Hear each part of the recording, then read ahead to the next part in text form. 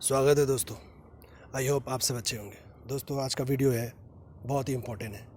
ये अपने interview experience से मैं आपको ये शेयर करना चाहता हूँ आप सभी के साथ। ये वीडियो आपको बहुत ही ज़्यादा हेल्प करेगी। कौन से क्वेश्चन पूछे जा रहे हैं, कैसे टाइप के क्वेश्चन पूछे जा रहे हैं, मैं आपको जो याद है मैं वो बताऊँगा आपको। ठीक है, तो फर्स्ट ऑफ ऑल आपको ये बताना चाहूँगा कि डॉक्यूमेंट्स क्या क्या रिक्वायर्ड है। ठीक है, तो यहाँ पे मेंशन है ऑलरेडी, मैंने ये अड्डा से लिया है और अड्डा का आप भी ये देख सकते हैं। ये जो लिखा है एकदम सही लिखा है, करेक्ट लिखा है, यही फॉर्मेट में था आपका। ठीक है, तो यही फॉर्मेट में आपको डॉक्यूमेंट दिखाना है। फर्स्ट क्या है, carry out the print out of the valid interview call letter which is issued by the IBPS। पता है आपका।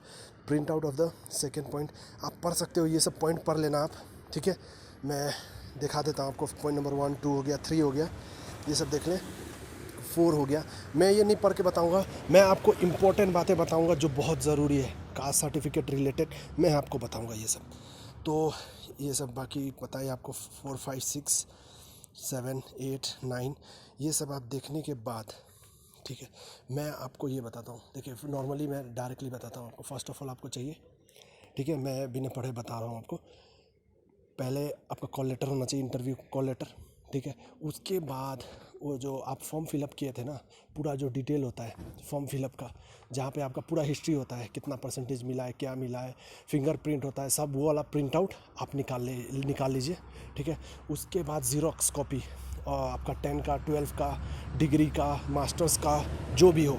ठीक है, जैसे मेरा मास्टर्स का था, मैंने मास्टर्स का किया। ठीक है, तो आप लोग वो भी कर सकते हो। अगर DCA किए हो कोर्स तो वो भी कर लो, जो डॉक्यूमेंट है आप कर लो। और एक बात डायरेक्टली बताना चाहूँगा, अगर आप मास्टर्स किए हो और दिखाना नहीं चाहते, आपकी मर्ज़ी, मत दिखाना, डिग्री तक भी दिखा देना, कोई फ़र्क नहीं पड़ेगा। ठीक है, इससे कोई फ़र्क नहीं पड़ता। अगर आप मेंशन किए हो जब फॉर्म फिल करने के वक्त डिग्री फिलअप किए हो तो मास्टर्स मत दिखाना। ठीक है, ये गड़बड़ी हो जाएगी। जो डॉक्यूमेंट लिखे थे वहाँ पे वही दिखाना। तो आई होप आपको समझ आ गया होगा। 10 का, 12 का और डिग्री का सर्टिफिकेट और जो भी एक्स्ट्रा सर्टिफिकेट है आपके पास है, दिखा सकते हैं। नहीं है, ज़रूरी नहीं है दिखाने की। ठीक है, आपको ये सब बात समझ आ गया। उसके बाद आपको एक बात बताता हूँ, बहुत ही इम्पोर्टेंट बात। जैसे कि मैंने EWS से फिलअप किया था, तो EWS में कंडीशन क्या था, मेरे पास EWS सर्टिफिकेट नहीं था। ठीक है, तो फिर भी मैं इंटरव्यू पे गया। तो इसमें क्या होता है, इंटरव्यू पे बहुत लोग यूट्यूब पर कर रहे थे कि आपका रिजेक्ट कर देगा। ठीक है, एक बात कहता हूँ, आपको रिजेक्ट नहीं करेगा। ठीक है, आपको रिजेक्ट नहीं किया जाएगा। अगर EWS हो, ST हो, SC हो, कोई भी कैटेगरी से हो आप, अगर सर्टिफिकेट नहीं है फिर भी आपको रिजेक्ट नहीं करेगा। आपको टाइम मिलेगी। ठीक है, वो कागज़ बनाने के लिए आपको टाइम मिलेगी, लेकिन वो लोग अंडरटेकिंग लेंगे वहाँ पे। ठीक है, जैसे मुझसे लिखवाया था। अगर मैं ज्वाइनिंग के समय, अगर मैं तो ज्वाइन करने वाला नहीं हूँ वैसे भी, लेकिन ऐसी बात बता रहा हूँ आपको कि ज्वाइनिंग के समय, जैसे ज्वाइनिंग के समय आपको वो डॉक्यूमेंट ओरिजिनल दिखाना पड़ेगा, नहीं तो आप रिजेक्ट हो जाओगे। ऐसे करके आपको एक अंडरटेकिंग लिखवा दिया जाएगा। ठीक है, आप इंटरव्यू दे सकते हो। तो अगर आपके पास कोई डॉक्यूमेंट नहीं भी है तो कोई टेंशन की बात नहीं है, आप नेक्स्ट फिर से डॉक्यूमेंट वेरिफिकेशन होगा, उसमें दिखा सकते हैं आप। ठीक है, तो देखिए बहुत कुछ मैं शेयर नहीं करता हूँ, स्कोर कार्ड ये सब बहुत सारा चीज़ है जो लोग बहुत सारे जो भी एग्ज़ाम देते हैं शेयर करते हैं। मैं कुछ जो इम्पोर्टेंट है वही शेयर करता हूँ।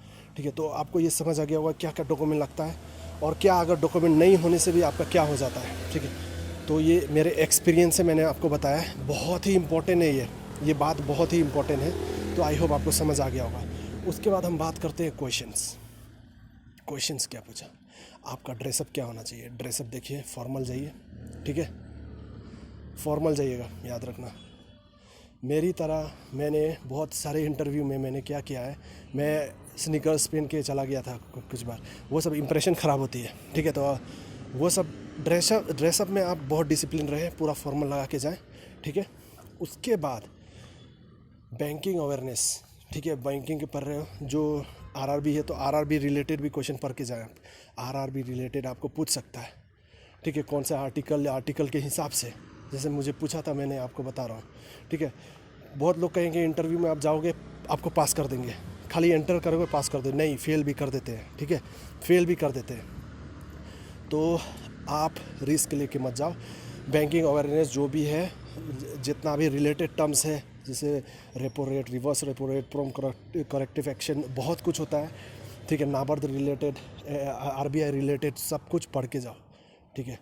और एक बात, योजना बहुत इंपॉर्टेंट है। योजना तो जैसे भी पढ़ के जाना।